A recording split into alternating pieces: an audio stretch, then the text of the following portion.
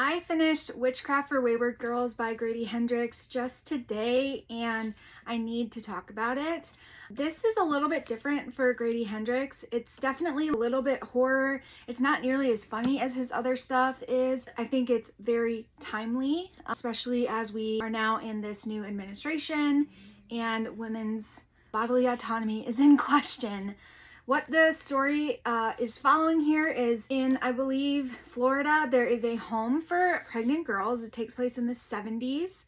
And Fern is taken there by her parents, and basically she's pregnant. She's 15 years old, and she is going to have to be there, tucked away, hidden until she has her baby. There are, of course, other girls at the home, and over time you learn what their circumstances are, learn about their family, and why their family dumped them there. Obviously, at this time, it's very much a stigma to be pregnant and unmarried. So that's really a good chunk of the book, is just getting to know the girls. And honestly, they're horrific stories. Some of the girls, including Fern, they got pregnant from boys that they really liked. It was innocent, but there is one character who that is not the case. And when they told her story, my jaw was on the floor. It was awful. So trigger warning for some assault if that is a problem for you. But along the way, the girls meet a librarian who gives them a book that is initially supposed to be used to help with some of their symptoms, because the doctor at this home is pretty old-fashioned and they don't really give a crap if they have morning sickness and stuff like that. They think it's all in their head.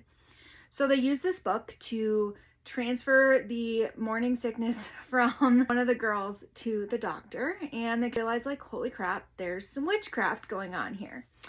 And as you can imagine, things do not really go well. They definitely start to realize there are some consequences for those actions. And we really get to see how, one, having their babies is traumatizing for them and the way that they're taken care of, but two, how the witchcraft plays into this.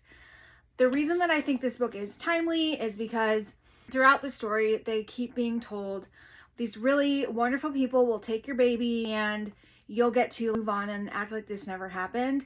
And this is taking place in 1970, so it's pre-Roe versus Wade.